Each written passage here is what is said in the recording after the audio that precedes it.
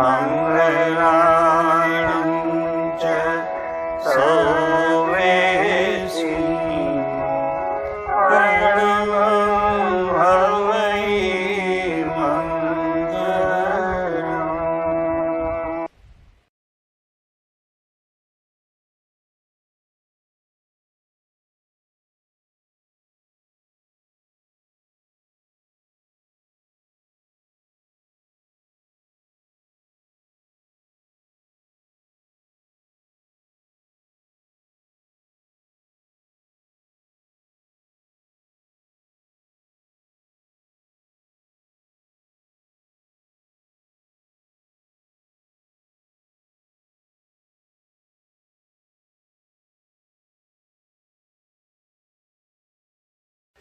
માતા, પિતા, સુત પત્ની, દીકરા, બાંધવ ભાઈ, આ બધા શું વાત છે? હે ભગવાન,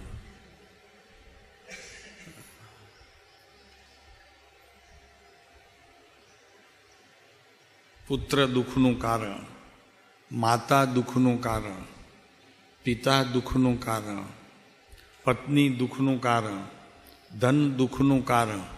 છે કોઈ એવી વસ્તુ વિશ્વમાં કે જે સુખનું કારણ હોય? એવી કોઈ વસ્તુ આપને ખ્યાલ છે?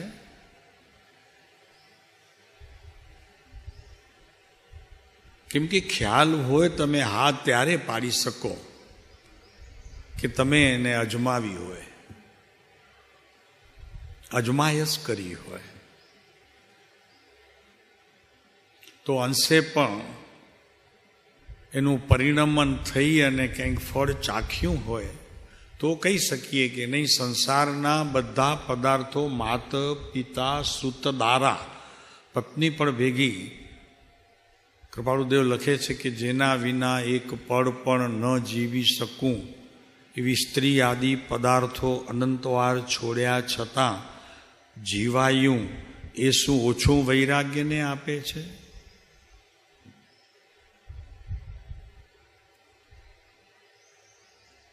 છતાં એના વિના અનંતકાળ ગયો. અનંતકાળ ગયો છે, આ ભવની વાત નથી. અનંતકાળ ગયો છે અને છતાં તું જીવે જ છે. તો માતા પિતા પણ દુઃખનું કારણ છે. શા માટે દુઃખનું કારણ છે માતા પિતા પણ? તો કે જ્યાં જ્યાં આ જીવે મમતા કરી છે, મારાપણું કર્યું છે, એવા બધા પદાર્થો ખરેખર દુઃખના જ કારણ છે. એટલે સૌથી પ્રથમ જેને વિતરાગ માર્ગમાં પ્રવેશ કરવો હોય એને સૌથી પહેલા અહંકાર અને મમકાર, મમતા છોડી સમતાનો પ્રકાર લેવો અને અહંકાર છોડીને અરહંતનું શરણું લેવું.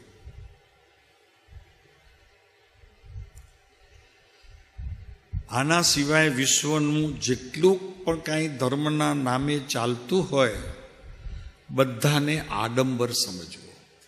આડંબર છે. કેમ કે મૂળમાં ભૂલ જ્યાં સુધી મટતી નથી, આ મૂળમાં ભૂલ છે,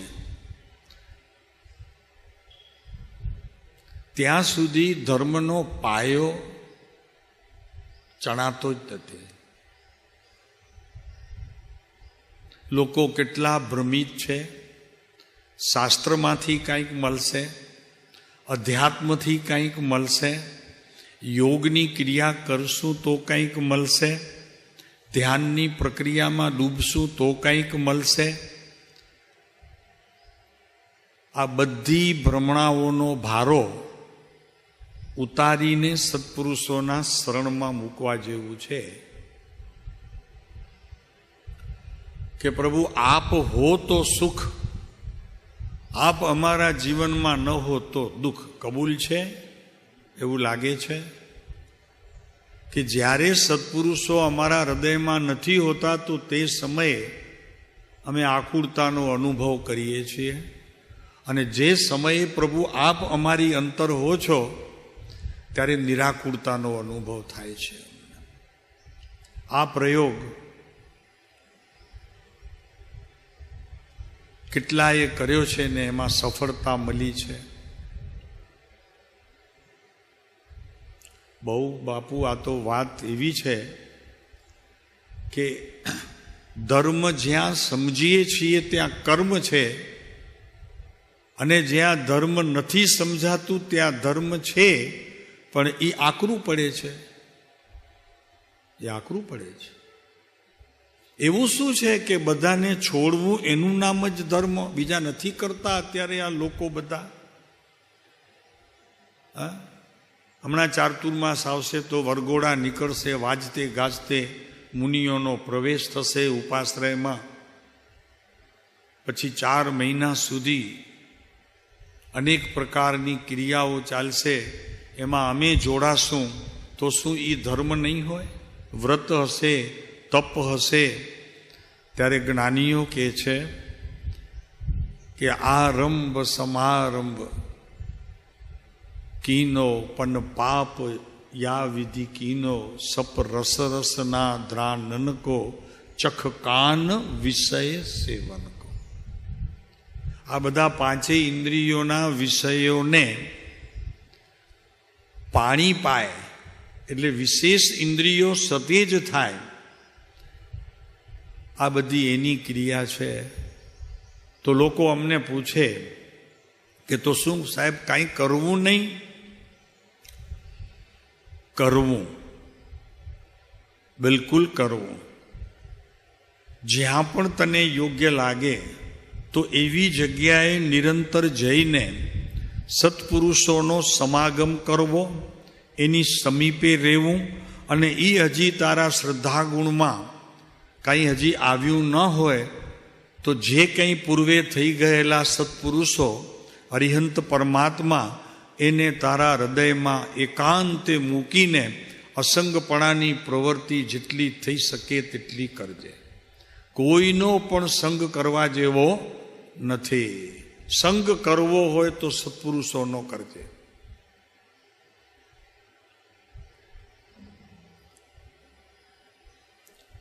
સ્વર્ગ સંપદા તપસો પાવે, તપસો કર્મ ન સાવે. આમાં તો વાત છે ને, તો કરવી તો પડે. કારણ કે તપનો મહિમા બતાવ્યા વગર મૂળ તપ સુધી પહોંચાશે જ નહીં. કસાયો બળે એવા તપને તપાવો ભીતરથી, તો એનું નામ તપ છે. તો એને સમજાવવા માટે ત્યાં સુધી લઈ જવું હોય તો ત્યાં સુધી ઉપવાસને જાણવું પડે. બરોબર છે? ઉપવાસને જાણવું પડે કે કરવું પડે? ઉપવાસ કરો તો ખબર પડે કે બસ જાણી લીધું ઉપવાસની વાત?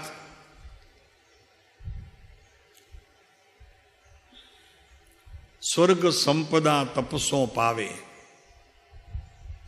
જો ભાઈ તું સ્વર્ગમાં જઈશ અને ઉત્તમ મનુષ્ય ભાવ મળશે, એ તપ દ્વારા મળશે. તારું પુણ્ય તપથી તેજદાર અને ધારદાર થશે. તું એમ સમજતો હોય કે અહીંયા બસ થોડીક વાર આ બધું ક્રિયા કરું છું, મને તપ જપની જરૂર નથી, કેમ કે કૃપાળુદેવે કીધું કે વહ સાધન બાર અનંત કિયો, મેં એમાં મારો ઢાંચાને મૂકી દીધું. ઓકે, હવે કરવાનું શું છે? પણ પ્રભુ ખ્યાલ રાખજે, ઉત્તમ મનુષ્ય નર જાતિ મનુષ્ય ભવ ઉત્તમ ક્ષેત્રમાં મળશે તો તને 12ના સંજોગો અત્યારે મળ્યા છે એનાથી પણ વિશેષ મળશે. અને જો તું આ નહીં કરે, જપ તપ ભગવાનની ભક્તિ વગેરે જે કાંઈ તારાથી શરીર માટે દુઃખદાયક લાગતું હોય અને તારે કરવાનું કાંઈ ઈચ્છા ન થતી હોય, તો સમજજે કે બીજા ભાવમાં ઉત્તમ નરદેહ નહીં મળે, એનું ક્ષેત્ર પણ નહીં મળે, અને 12ના આવા જોગ સંજોગ પણ તને નહીં મળે. અત્યારે જુઓ છો તમે આ ભરત ક્ષેત્રની અંદર, અત્યારે જુઓ છો એક વિચાર કરો, ખાલી ભેદ કરજો. તમને જે મળ્યું છે ધર્મના નામે, આજે મુંબઈમાં વસ્તીને કેટલા લોકોને આ મળ્યું છે. જે ઉપાશ્રયમાં જાય છે, સાધુ સંતને મળે છે, એને મળે છે કે જે ઝૂંપડમટ્ટીમાં રહીને પોતાની જિંદગી ગમે તેમ કરીને પૂરી કરી દે છે? બેમાંથી તમે નિર્ણય કરજો કોને મળે છે. ત્રીજા તમે ઉમેરજો કે અહીંયા જે મળે છે, અમને જે મળે છે, અમે નથી આપતા. પરમ કૃપાળુ દેવ પણ નિમિત્ત નથી. નિમિત્ત છે તમારી પૂર્વની સાધનાનો જે પ્રકાર, એ પ્રકાર અત્યારે ઉદયરૂપ થઈને તમારી સામે આવ્યું છે, એનો તમને લાભ મળે છે. અને પૂર્વે કાંઈક જપ તપ કર્યું છે, સામાયિક પ્રતિક્રમણ પૌષધ કર્યું છે, તપ અને ત્યાગની ભાવનાઓ ભાવી છે, અને સત્પુરુષોની નજીક રહીને પરમ આજ્ઞા સહિત એમના નજીક રહીને પાલન કર્યું છે, આજ્ઞાનું પાલન કર્યું છે. ત્યારે આ ઉત્તમ અત્યારે મનુષ્ય કુળ તમને મળ્યો છે. એક તો જૈન વિતરાગ અરિહંત પરમાત્મા, અને એમાં આવા તપ, આવા ત્યાગ, આવું સંયમ, આવી અહિંસાના પાઠ, આ બધું તમને જે મળ્યું છે ને, તમે નહીં સમજતા કે માત્ર શ્રવણથી મળ્યું છે. આદર્યું છે, કંઈક તો આચરણમાં લીધું છે, અને એ આચરણમાં લીધું એટલે એનું ફળ અત્યારે આપણી સામે આવ્યું છે. આજે વાત કાલે આવી હતી 254 નંબરના પત્રની અંદર.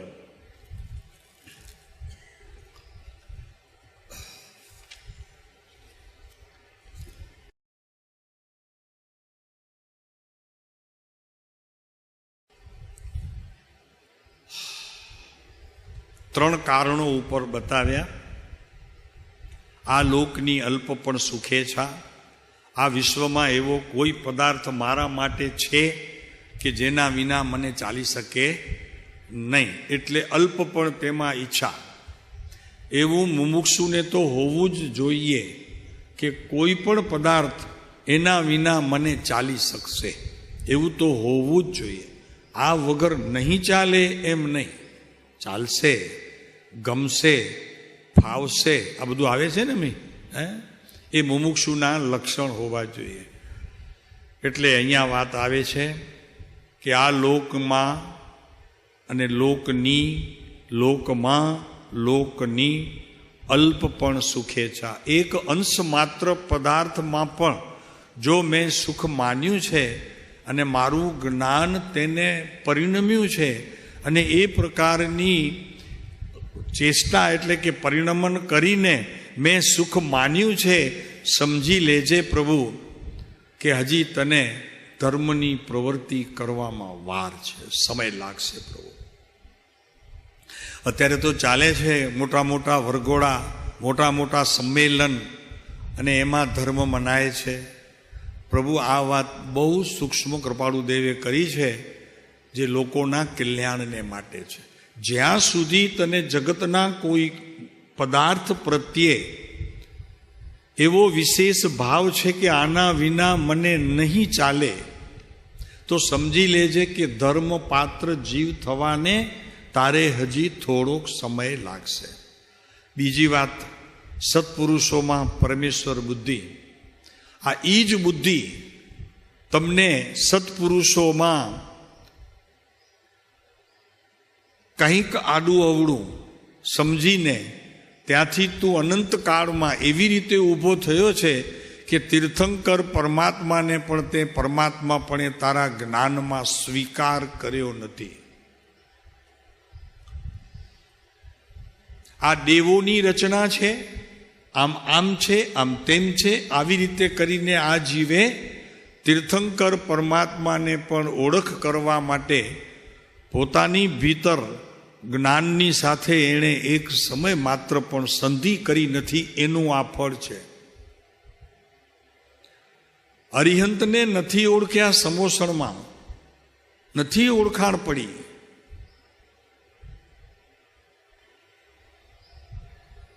અમને તો જરાક એમ થાય કે પછી આ ગ્રસ્ત જીવનની અંદર રહેલા કે સંયમધારી સાધુઓની માં કેવી રીતે શ્રદ્ધા બેસશે. માત્ર વાત કરવી નથી કે આ સાધુ છે અમારા છે ને બાજુમાં ઊભા એ અમારા નથી, એ અમારા ગચ્છના નથી, અમારા પૂછના નથી, અમારા સંઘના નથી. 8, 10, 15 જણાનું ટોળું જતું હોય અને ઉપાશ્રય 2 હોય તો એ ક્યાં જાઓ છો?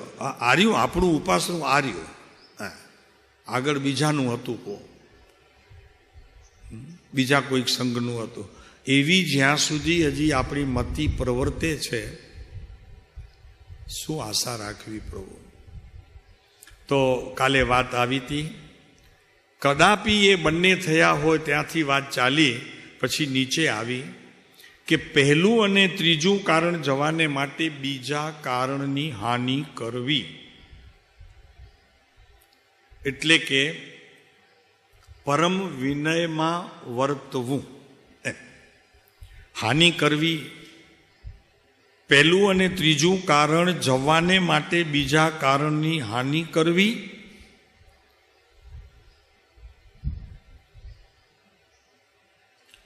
કૃપાળુ એના શબ્દોની કંઈક ભૂલ લાગે છે નહીં? નહીં? અરે પ્રભુ, આપણી સમજવામાં કંઈક આગળ પાછળ થઈ જાય. શું કરવું? તો કે પહેલું કારણ આપણા જીવનની અંદર લાવવા માટે એની હાનિ કરવી, અને બીજું કારણ જે છે સત્પુરુષોમાં પરમેશ્વર બુદ્ધિ, એ કારણની હાનિ થાય એટલે એનો અર્થ એ થયો કે વિનય ગુણ હણાયો. ખ્યાલ આવ્યો? એટલે વિનય ગુણ તમારો હજી જેવો જોઈએ તેવો નથી. વિનય ગુણ હણાયો છે, અને વિનય ગુણ હણાયો એટલે સમજવું કે ઉપરના બંને હણાયા છે. તો એના માટે આગળ આપણે વાત વિચારતા હતા. અને મહાત્માના જોગે તેના અલૌકિક સ્વરૂપને ઓળખવું એ રહી જાય. જ્યારે ઉપરના 2 દોષ હજી આપણામાંથી ગયા ન હોય અને સત્પુરુષોની ઓળખાણ કરવાનો પ્રયત્ન કરતા હોઈએ તો સમજવું કે હજી આપણી પાત્રતા, એવી યોગ્યતા હજી થઈ નથી. એટલે ઉપરના 2 કારણ હજી ઊભા છે. કેમ નથી ઓળખાયા જ્ઞાનીઓ? તો કે આ લોકની હજી અલ્પ પણ ઈચ્છાઓ રહ્યા કરે છે, અને સત્પુરુષોમાં પરમેશ્વર બુદ્ધિની સ્થાપના આ જીવે હજી કરી નથી. આ 2 કારણને લઈને બીજા કારણની હાનિ કરવી અને મહાત્માના જોગે તેના અલૌકિક સ્વરૂપને ઓળખવું, ઓળખવાની પરમ તીવ્રતા રાખવી તો ઓળખાશે. આ નથી રહેતી શાના માટે? કે વિનય ગુણ હણાય છે. વિનય ગુણ શાના માટે હણાય છે? કે આ લોકમાં હજી ઈચ્છાઓ ઘણી મૂકી રાખી છે. હજી તો ફેરફાર કરવું છે ને ફર્નિચરમાં ને તારે બધું, નહીં? નથી કરવું? જેમ છે તેમ વાંધો નહીં. તારે શું કરવું છે? કાંઈક ને કાંઈક હજી આ જગતમાં એવી કોઈક વસ્તુઓ ભરી પડી છે જે મારા જ્ઞાનમાં આવતી નથી, તેનું જ્ઞાન કરીને મારે તે પ્રાપ્ત કરવી છે, ત્યારે શાંતિ થશે. તો અહીંયા કહે છે કે એનાથી વિનય ગુણ ખરેખર વર્તતો નથી, અને એના કારણે, એટલે બંને એકબીજાના કારણ છે. વાત આવી છે આજે ઓળખવાની, અલૌકિક સ્વરૂપને ઓળખવું. મહાત્માના જોગે તેના અલૌકિક સ્વરૂપને ઓળખવું. જોગ કોનો? જોગ? મહાત્માનો જોગે મહાત્માને ઓળખવું. એમ થયું ને? સમજાણો કિરણભાઈ? મહાત્માના જોગે મહાત્માને ઓળખવું એટલે એનો અર્થ એ છે કે મહાત્મા એટલે કે સત્પુરુષોને, એટલે કે ગુરુઓને, એટલે કે પરમ ગુરુને, એટલે કે સદગુરુને, એટલે કે અરિયંત પરમાત્માને ઓળખ્યા વિના એની ઓળખાણ નહીં પડે. ફરીને સમજો પ્રભુ, શાંતિથી વિચારો. જ્યાં સુધી હું અરિહંત પરમાત્માને કે સત્પુરુષોને કે સદગુરુને કે પરમગુરુને જ્યાં સુધી સર્વાંગે હું ઓળખી નહીં શકું ત્યાં સુધી એમને ઓળખીશ નહીં. તો પહેલી ઓળખ ક્યાં? ક્યાં? સત્પુરુષ પણ ક્યાં? એનું સ્થાન ક્યાં?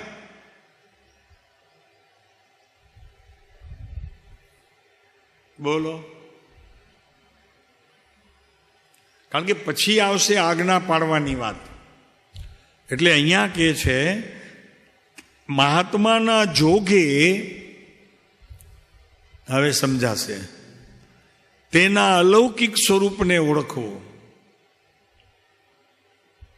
હવે સમજાશે. આંગળી ઊંચી કરશો પ્રભુ તમે જેને સમજાયું હોય તે.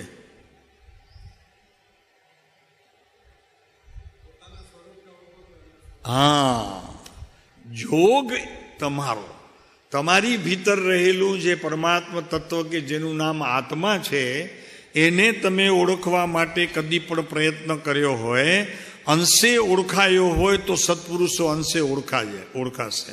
મધ્યમ ભાવે ઓળખ્યા હશે તો મધ્યમ, ન્યૂનાધિકપણે જે રીતે તમે જેટલા એમને અંતરમાં સમાવ્યા હશે તેટલા ડોકાશે. અહીંયા જોગ શબ્દ છે, જોગ શબ્દ. જેટલા તમે તમારી ભીતર તમારા આત્માને ઓળખીને એની પ્રક્રિયામાં તમે જેટલા રોકાયા હશો અને કંઈક ફળ તમે ચાખ્યો હશે, એટલા જ સત્પુરુષ ઓળખાશે, એટલા જ જ્ઞાનીઓ ઓળખાશે. તમને તમે ઓળખ્યા વગર, તમને ઓળખ્યા વગર તમે જો સત્પુરુષને ઓળખવા માટે પ્રક્રિયા કરશો તો નહીં ઓળખાય. માટે યોગ્યતા, પાત્રતા મુમુક્ષુની હોવી જોઈશે. એટલે કે આપણી હોવી જોઈશે. આપણી એટલી પાત્રતા અને યોગ્યતા હશે તો જ સત્પુરુષ ઓળખાશે. અને એના માટે જોઈશે ત્યાગ, એના માટે જોઈશે વૈરાગ્ય, એના માટે જોઈશે જગતના તમામ જીવો ઉપર પ્રેમ, એના માટે જોઈશે અહિંસાનો પ્રકાર. કોઈ પણ જીવને જરી પણ ડૂબાવવાથી પહેલાં 70 વખત નહીં, 700 વખત નહીં, 7000 વખત વિચાર કરવું કે આટલું માત્ર હું કોઈને વચનથી પણ જો ડૂબવીશ તો આ વસ્તુની પ્રાપ્તિ મને નહીં થાય.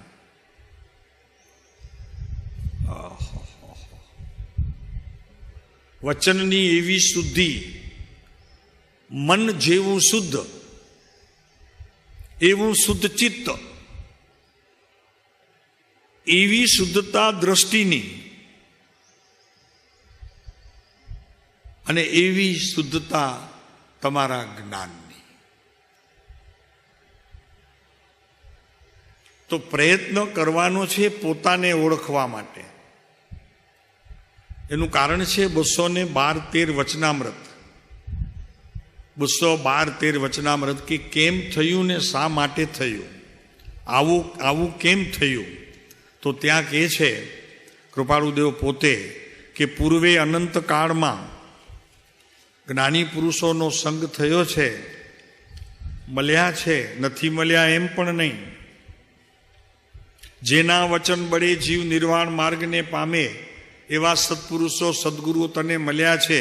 પણ તારા આત્માની અંદર રહેલી કોઈ પણ દશા, તે દશા સુધી હજી પહોંચી નહોતી કે જેનાથી ઓળખાણ થઈ શકે.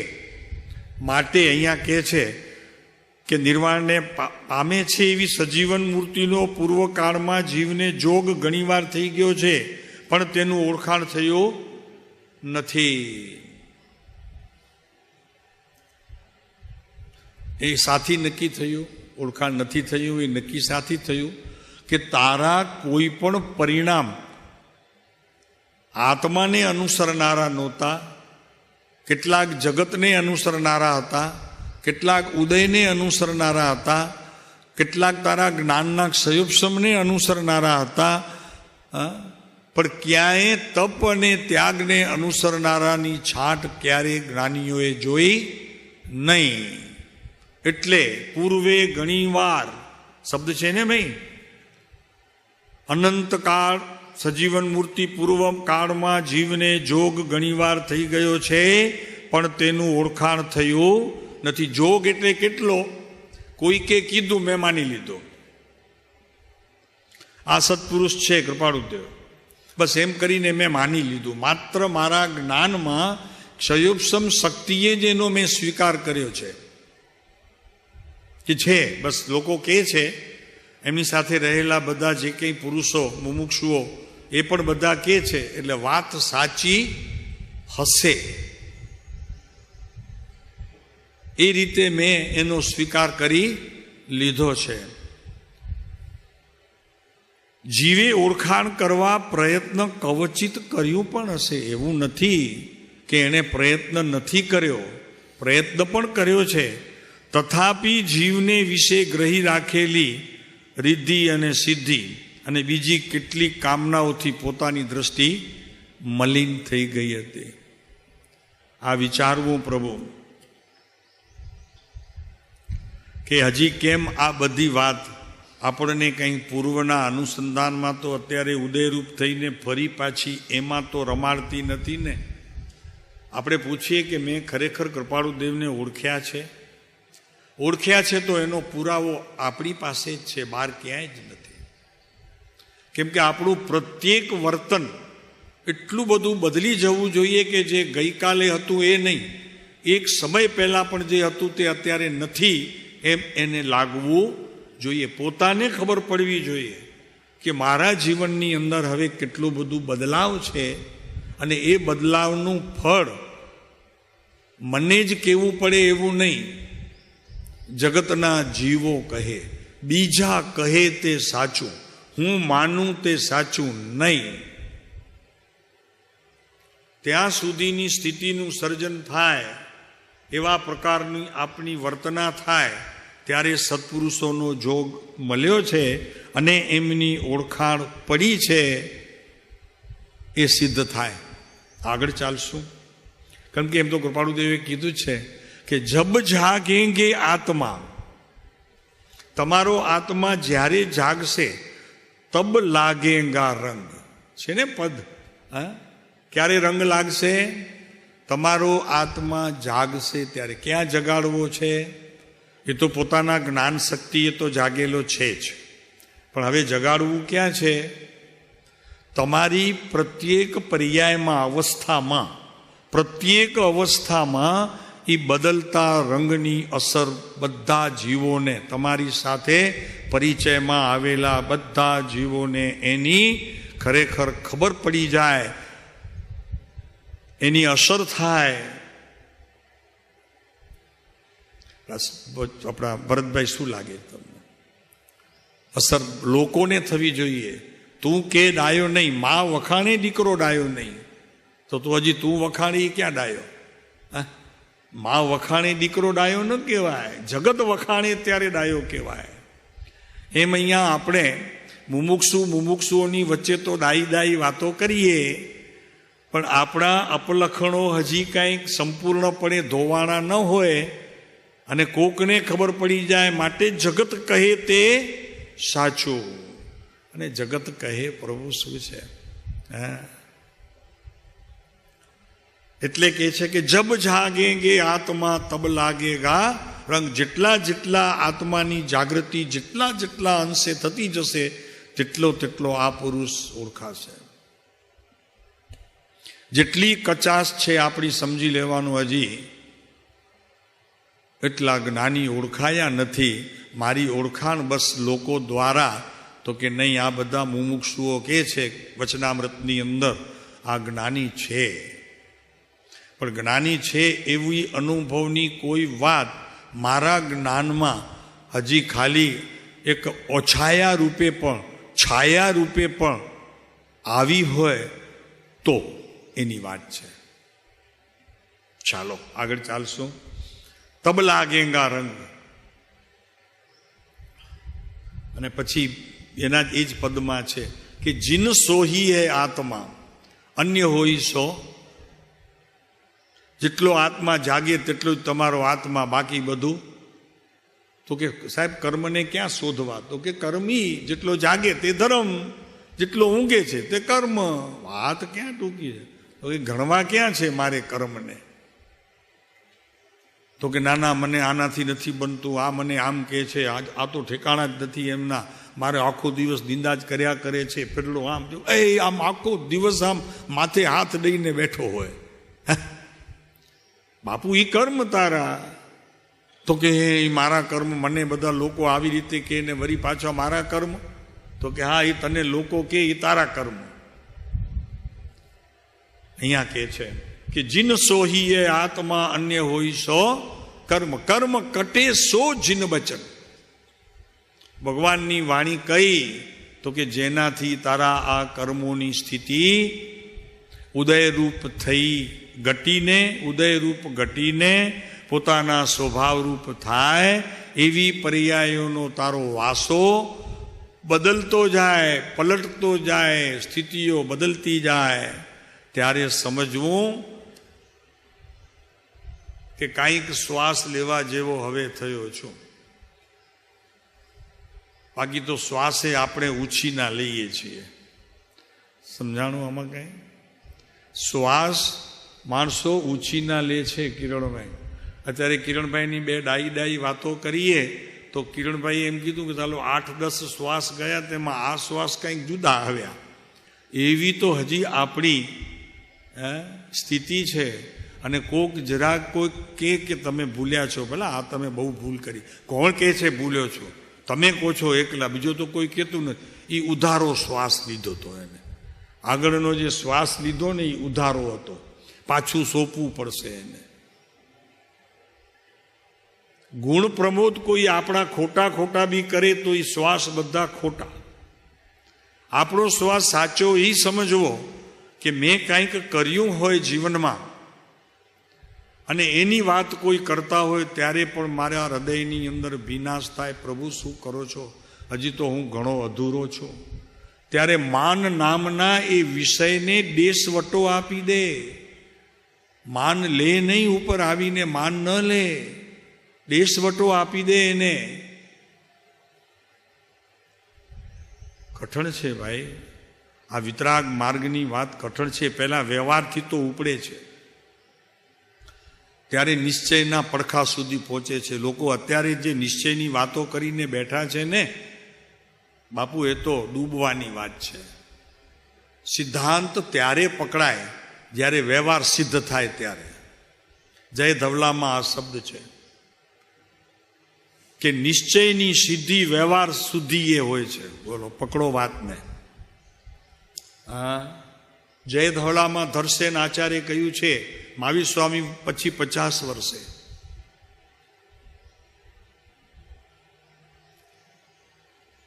સમજો એને સર્વાંગે વિકાસ રૂપ ન માનો તમારા જ્ઞાનની અંદર. નિશ્ચય છે ખરો, પણ એને તમે પરિણમન રૂપ માનીને સ્વચ્છંદી ન થાવ. એટલા માટે આ શબ્દો મૂક્યા છે ધરસેન આચાર્ય કે નિશ્ચયની સ્થિતિ જ્યાં સુધી પોતાની પર્યાયમાં પરિણમન રૂપ થતી નથી ત્યાં સુધી અશુદ્ધતાના પ્રકારને ટાળવાનો પ્રયત્ન કરી વ્યવહાર સુધી એ પહોંચવું. આ છે વાત. શું કરે?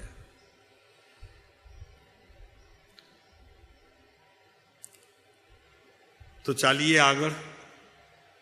મહાત્મા આગળ પછી હવે પહેલું અને ત્રીજું કારણ જવાને માટે બીજા કારણની હાનિ કરવી અને મહાત્માના જોગે તેના અલૌકિક સ્વરૂપને ઓળખવું, ઓળખવાની પરમ તીવ્રતા રાખવી.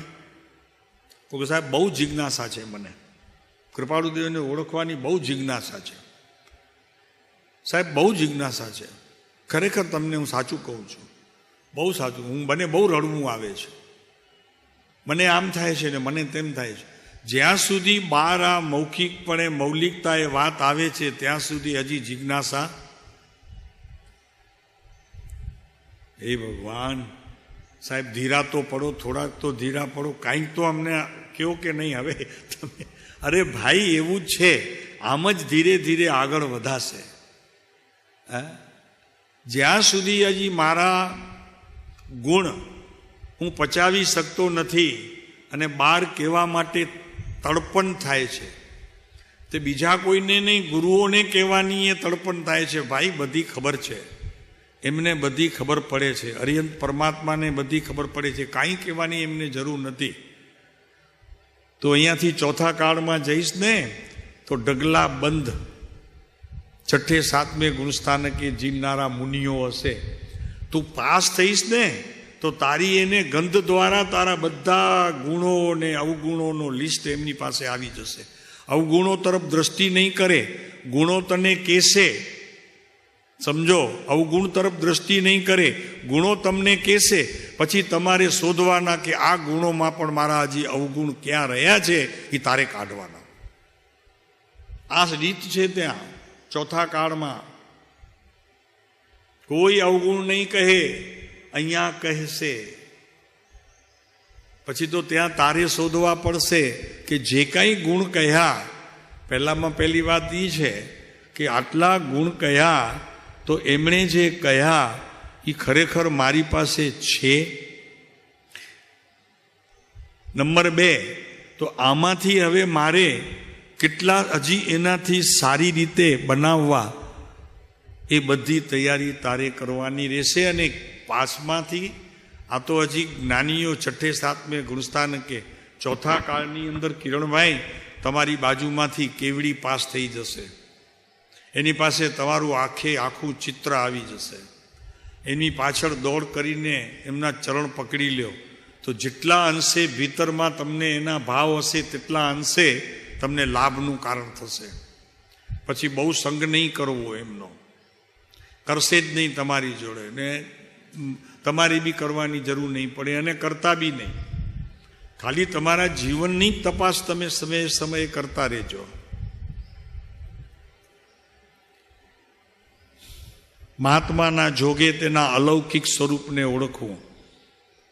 કિરણભાઈ, લાગે છે તમને કે કૃપાળુદેવ અલૌકિક પુરુષ હતા? હા પાડીએ છીએ આપણે.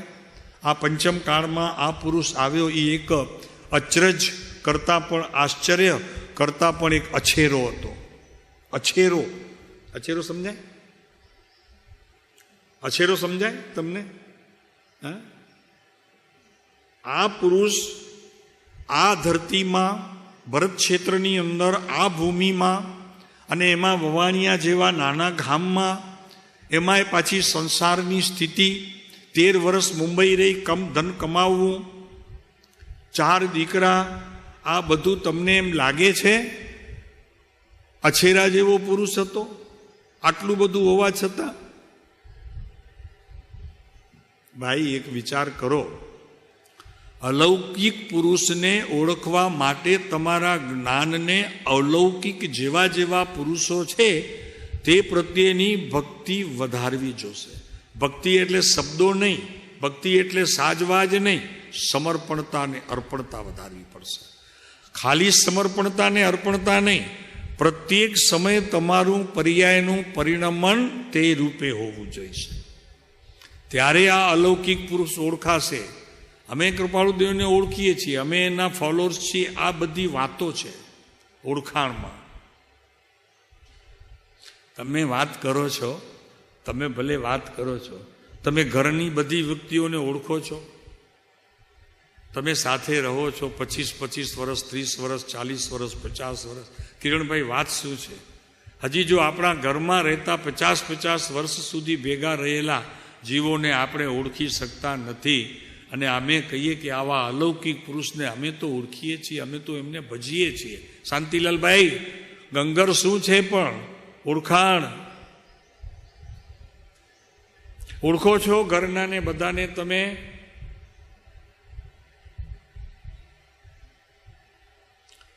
શાંતિભાઈ, ઓળખો છો ઘરનાને? ભરતને ઓળખો છો? તમારી ધર્મપત્નીને ઓળખો છો? દીકરીને ઓળખો છો? પુત્રવધુને ઓળખો છો? અરે છેવટ સુધી, છેલ્લા શ્વાસ સુધી મોઢામાં એક જ વાત હોય કે હું કોઈને ઓળખી શક્યો નહીં. પતિ પણ પત્નીને કહે કે આટલા વર્ષની લાઈફમાં હું તને હજી ઓળખી શક્યો નહીં. આ વાત તો દરેક જીવાત્માને મોઢે તમે ઓળખી શક્યા જયંતિભાઈને? હા, અરે વિચાર તો કરો પ્રભુ. ખાલી વિચાર કરશો તો એમ થશે કે હજી હું ઘરનાને 50 વર્ષ ભેગા રહ્યા પછી નથી ઓળખ્યો તો આ શું અલૌકિક પુરુષ મને ઓળખાશે? જ્યાં સુધી મારી ભીતર અલૌકિકતાની યાત્રા શરૂ ન થાય. ભલે પૂર્ણપણે હજી અલૌકિકપણું ના આવે, પણ એની યાત્રા તો શરૂ કરવી પડશે. આ અલૌકિક પુરુષને ઓળખવા માટે ભગવાન તો ઓળખાઈ જશે કે આ નેમિનાથ છે, આ પાર્શ્વનાથ છે, આ મહાવીર સ્વામી છે. કયા ભગવાન છે? કયા ભગવાન? થોડું લાંછન જોવા માટે કરે. મેં કીધું ચાલો, આમ એક માણસ અહીંયા આવ્યો, અમે ઊભા હતા, તો કે કયા ભગવાન છે, કયા ભગવાન છે? તો એ આવ્યો અંદર, છેવટ સુધી વયો ગયો, કયા ભગવાન છે, કયા ભગવાન છે? મને ઓલા ભાઈએ પૂછ્યું તો કે એ ભગવાનને ઓળખે છે? મેં કીધું ઓળખતો નથી, પણ હવે ઓળખવા જાય છે. તો કે પછી કે સાહેબ એ કેવી રીતે આમ અંદર જાય છે તો કેવી રીતે ઓળખશે? આપને ખબર પડી કે નહીં કેવી રીતે ઓળખશે? ભગવાનની ઓળખ એ છે કે એમનું જીવન ચરિત્ર વાંચો. ભગવાનનું જીવન ચરિત્ર વાંચો, મહાપુરાણ વાંચો, હરિવંશ પુરાણ વાંચો, પુરાણ વાંચો. સૌથી પ્રથમ એની જરૂર છે આપણને પુરાણ પઢવાની અને એમના જીવનને જોવાની કે કેવી રીતે એ જીવન જીવ્યા છે, કેવી રીતે હરેક પળ એમણે પોતાના જીવનની અંદર ગુજારી છે. એક શ્વાસ પણ લીધો છે તો એ શ્વાસની અંદર પણ કેટલો સમય સુધી એ રહ્યા છે, કેવી રીતે રહ્યા છે. મહાપુરાણ વાંચો, એમાંથી મળશે જાણવાનું. કેમ કે એમનું જીવન જ આપણા માટે આદર્શ હોય છે. જ્ઞાનીઓનું જીવન આદર્શ હોય છે. જ્ઞાનીઓના કહેલા વાક્યો તો આદર્શતાને પામશે છેલ્લે. આપણી બધી તૈયારી થઈ ગયા પછી, મોક્ષના દરવાજે ઊભા રહીએ પછી, સત્પુરુષોના દરવાજે ઊભા રહીએ પછી, પહેલાં તો એમના જીવનને જ જોવું પડશે કે કઈ રીતે એ જીવન જીવ્યા છે. અને માત્ર વાંચવાથી કાંઈ નહીં થાય. ખાલી વાંચી લેશો, શ્રવણ કરી લેશો, એનાથી કંઈ લાભનું કારણ નહીં થાય. એક વાત કહીએ તમને. મહાવીર સ્વામી દીક્ષા લેવાના હતા તો ભાઈએ ના પાડી. સગા ભાઈ તો હોય નહીં, કાકાના દીકરા હતા. ખ્યાલ રાખો, તીર્થંકરની ગોદ જે છે ને એ એક જ માતામાં હોય. એ માતાની ગોદમાં પછી બીજો કોઈ ન હોય, એક જ હોય. ચલો આપણે વાત આગળ કરીએ. તો પેલા બાપુજી ગુજરી ગયા, એમના સિદ્ધાર્થ મહારાજા. તો ત્યારે ના પાડી તો કે હજી હમણાં જ ગયા છે ને તું ભાઈ કે ઓલા શું નામ આપણે નંદીવર્ધન એમ નામ નાખ્યું છે. તો કે નંદીવર્ધને એમ કીધું કે હજી બાપુજી હમણાં ગયા છે અને ભાઈ તું વર્ધમાન એમ તું કે હમણાં હું નીકળી જાઉં તો મજા નહીં આવે, થોડોક દિવસ રહે પછી જજે. થોડાક દિવસ પછી માતુશ્રી ગુજરી ગયા ત્યારે આ જ વાત કરી, રહી ગયા. હમણાંની વાત કરીએ. હમણાં કોઈને એમ કહેવામાં આવે કે ના રહી જતો કે ના મારે તો લેવું છે, મારું તો બધું નક્કી થઈ ગયું છે, પત્રિકામાં મારું નામ બી આવી ગયું છે, મારે તો દીક્ષા લેવી જ છે, પણ ઘરના તૈયાર નથી. તો કે ના એ પછી તમે તૈયારી કરી લેજો, તમે નક્કી કરી લેજો. મારે તો અત્યારે આ 17 દીક્ષાઓ થાય છે તેમાં મારું 18મું નામ લખવું છે. મહાવીરે જ્યાં સુધી પોતાના ભાઈએ રજા ન આપી ત્યાં સુધી દીક્ષાની વાત કરી નહીં. કાળ કેટલો બદલાઈ ગયો છે તમે વિચાર કરો. પછી 12 મહિના કે 2 વર્ષ જે કાંઈ રહ્યા હશે તો નંદીવર્ધને દરેક સમયની ચકાસણી કરી, એમના જીવનની એક એક સમયની ચકાસણી કરી. છેલ્લે એમને કહેવું પડ્યું કે હવે તું જા, હું તને રજા આપું છું, ખુશીથી રજા આપું છું. કેવું વર્તન 2 વર્ષ કર્યું હશે ઘરમાં કે સામેથી ભાઈને કહેવું પડે કે મેં તને રોકીને ભૂલ કરી છે, હવે હું મારી ભૂલ સુધારું છું, ભાઈ તને રજા આપું છું, તું ઘરમાં નહીં રહી શકે. એ હવે અમને ખબર પડી ગઈ છે, માટે નીકળી જા. શું વર્તન કર્યું હશે, કેવું વર્તન હશે કે ભાઈને સામેથી કેવું પડ્યું કે ભાઈ તું જા. હવે જરા વિચાર કરો તો ખ્યાલ આવશે કે કેવા પ્રકારનું વર્તન હશે.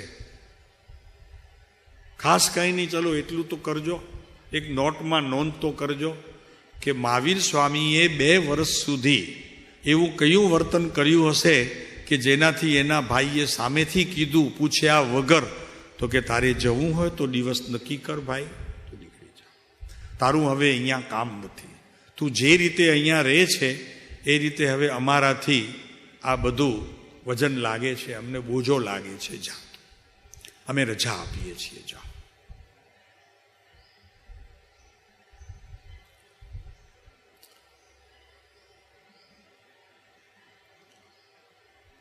અત્યારે આ બધું જે ચાલે છે કે મારે દીક્ષા લેવી છે, એ દીક્ષા જે લેવી છે અને દીક્ષા હોય, આ 2 વાતનું અંતર સમજતા નથી લોકો. સમાજ સમજતો નથી, એ પણ સમજતા નથી.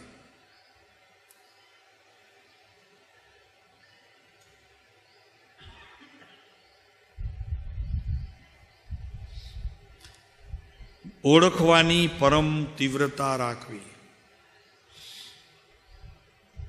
તો ઓળખાશે. મુમુક્ષુના નેત્રો મહાત્માને ઓળખી લે છે. કેટલી સહજ પડે આ વાત કરીએ છીએ, પણ પ્રભુ આ નેત્ર કે જે નેત્રને દૃષ્ટિ આપવા વાળો ચક્ષુ આ નથી, રેટિના નથી, દૃષ્ટિ આપવા વાળી રેટિના નથી, કોણ આપે છે? કોની દ્રષ્ટિ છે આ? તમારી ભીતર રહેલું આ જીવ નામનો પદાર્થ જ બધાને જાણે છે ને દેખે છે. એમાં એ શક્તિ છે, એ આત્માની શક્તિ છે.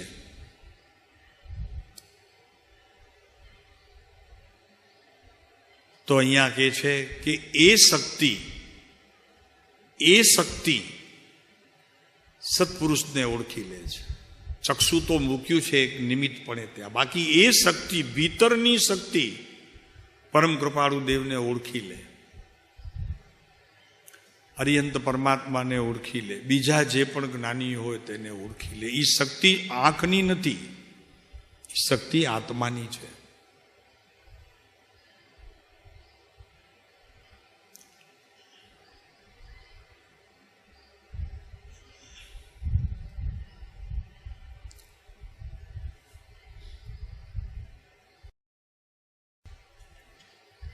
ઓળખની અંદર ઓળખ એને કહેવાય.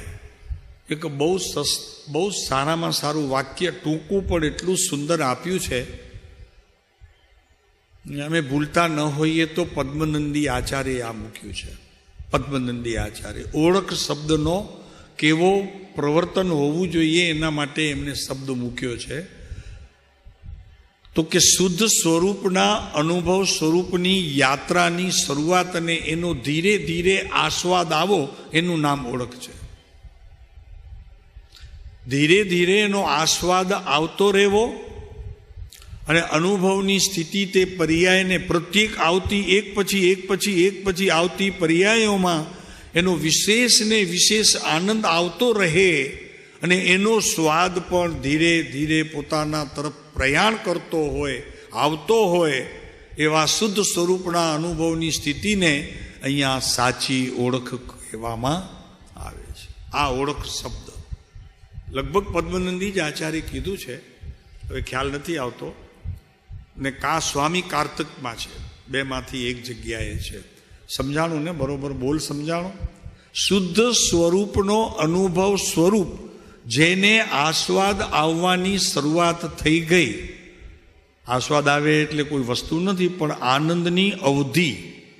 આનંદની અવધિ એવી વધે, અપૂર્વ હોય, એની જાત પણ અપૂર્વ હોય. પૂર્વે કદી એવો આનંદ આવ્યો નથી, એવો આનંદ આવવાની શરૂઆત થાય ત્યારે આપણે સમજવું કે પરમાત્માને આપણે ઓળખવાની વિધિમાં હવે આપણે પારંગત થવાની તૈયારી છે. હવે ઓળખશું.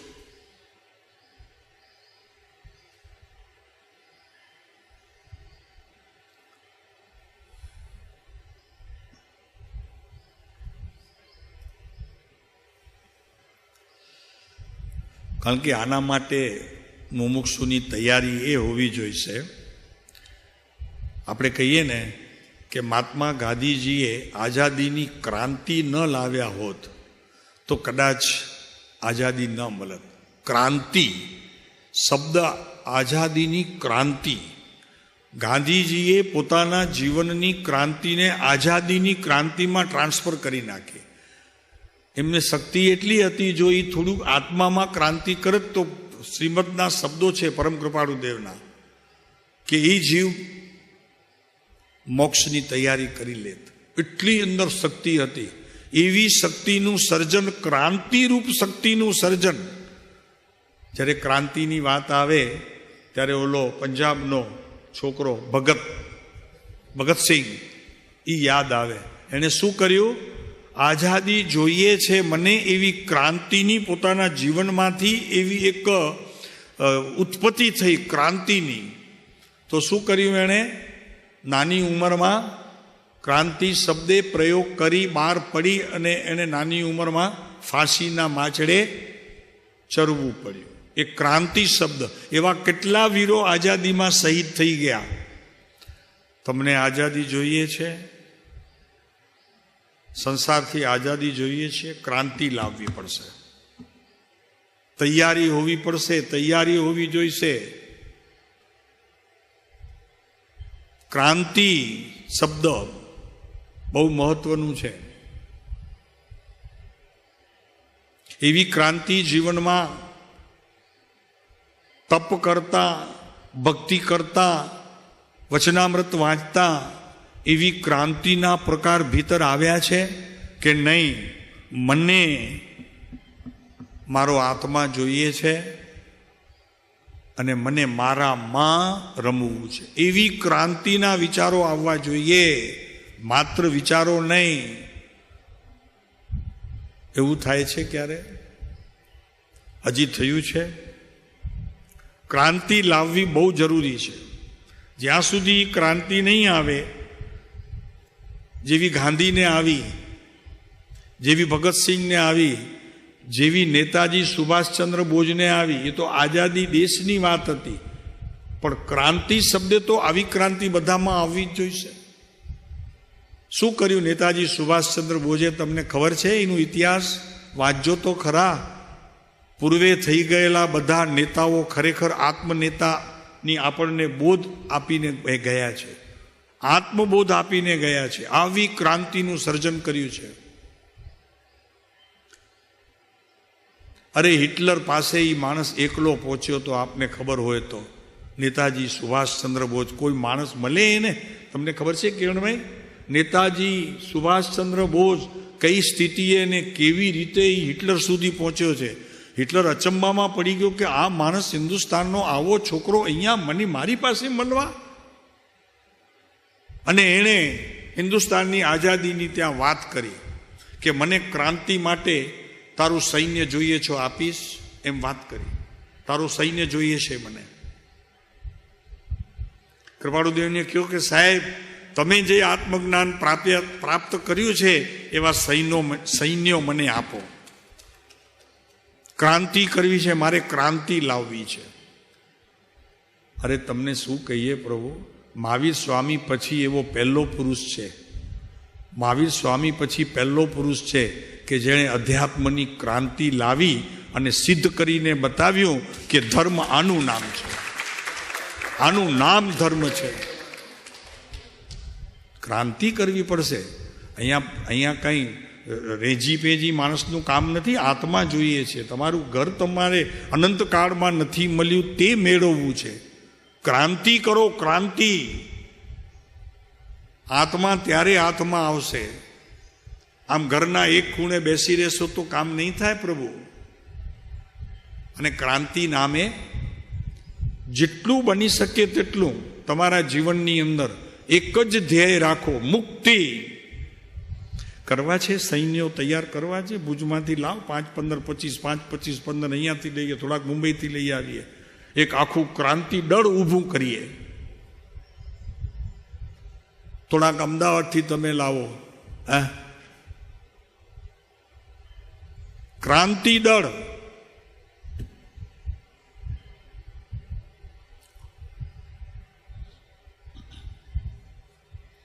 કૃપાળુ દેવે તો કહ્યું પોતાની લાઈફમાં, બાપુજીને તો કહ્યું નહીં પણ બાને કહ્યું કે બા, એ ઘડી હવે મારા જીવનમાં આવી છે કે મહાવીર પછી અધ્યાત્મની ક્રાંતિનો ઝંડો મારા હાથમાં હશે,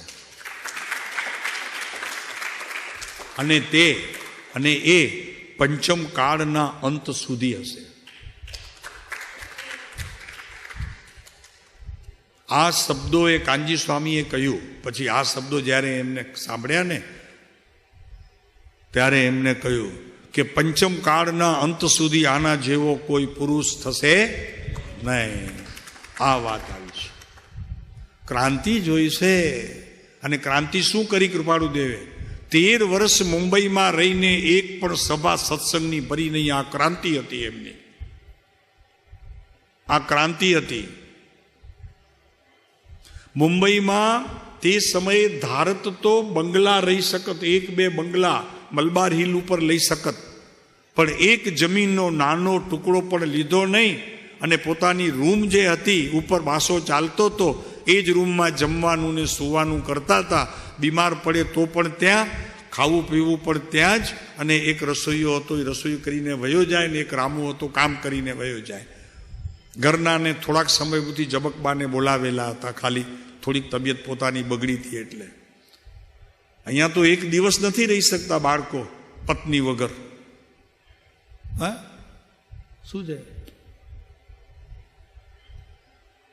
શું વાપર્યા છે શબ્દો કૃપાળુ દેવે પત્ની માટે? બાને કીધા છે. આ ક્રાંતિ છે. જીવનમાં ક્રાંતિ લાવ્યા વગર, જેમ હિન્દુસ્તાન આઝાદ નથી થયો તેમ તમે પણ આઝાદ કેવી રીતે થશો? ક્રાંતિ લાવવી પડશે.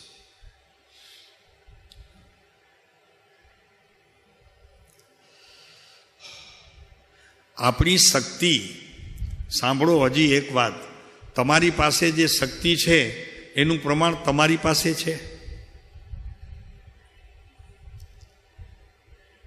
તમારી પાસે જે આત્મિક શક્તિ છે કે મને મુક્તિ જોઈએ છે, મારે હવે સંસાર જોઈતો નથી, પણ એ શક્તિનું માપ અને પ્રમાણ તમારી પાસે છે કે તમારામાં શક્તિ કેટલી છે એનો કદી તમે પ્રયોગ કર્યો છે?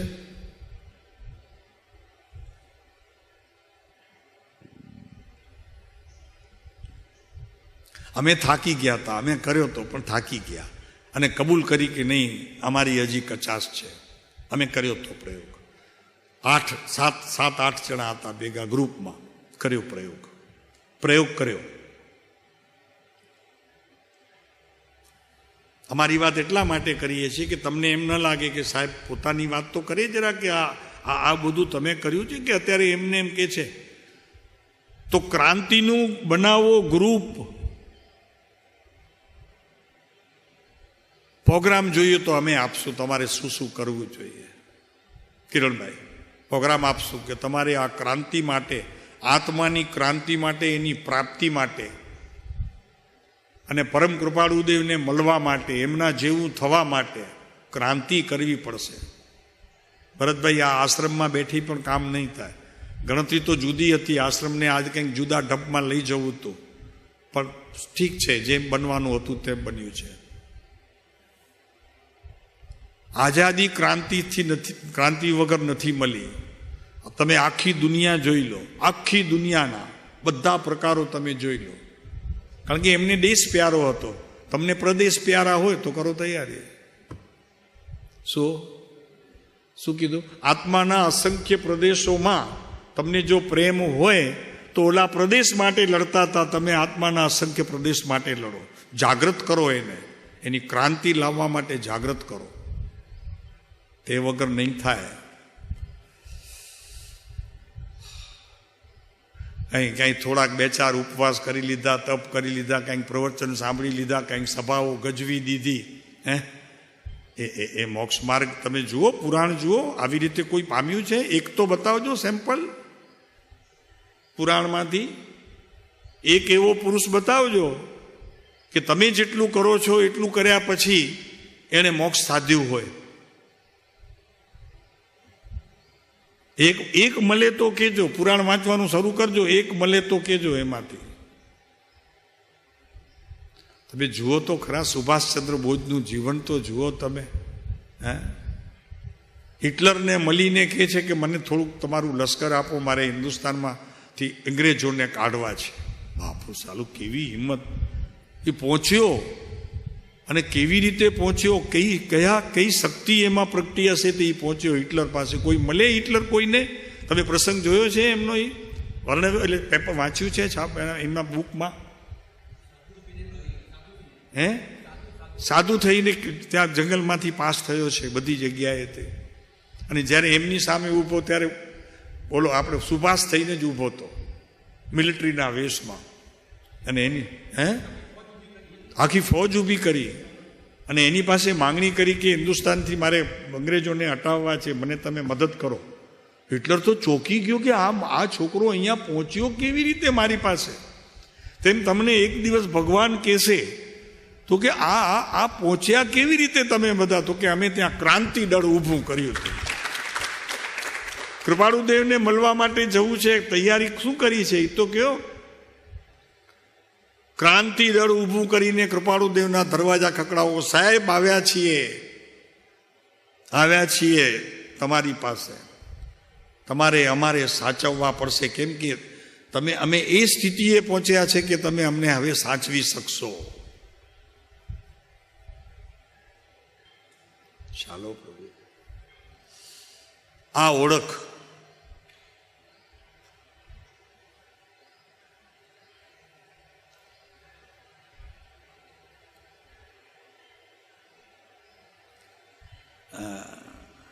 એ કલેક્ટરને મળવા જવું હોય તો રાડ નીકળી જાય છે. સાલું શું કહેશું ને શું કરશે. પોલીસ ચોકીમાં આપણને ઇન્સ્પેક્ટરે બોલાવ્યો હોય, ત્યાં સાર્જન્ટ હોય મોટો, તો હાલું આપણને હજી ત્યાં પહોંચીએ ત્યાં તો પેટ ઢીલું થઈ જાય. ત્યાં પહેલું કામ એ કરવું પડે, ડોલ લેવી પડે પહોંચતા તો કે આ તે ઠેરો. અને મોક્ષ જાણે કરે એમ જ મળી જશે 4 વાતો કરતા કરતા. અરે પ્રભુ, પૂછો તો ખરા જે ગયા છે તેને કેવી પોતાના જીવનની અંદર ક્રાંતિ લાવ્યા છે, ત્યારે પહોંચ્યા છે. ચાલો.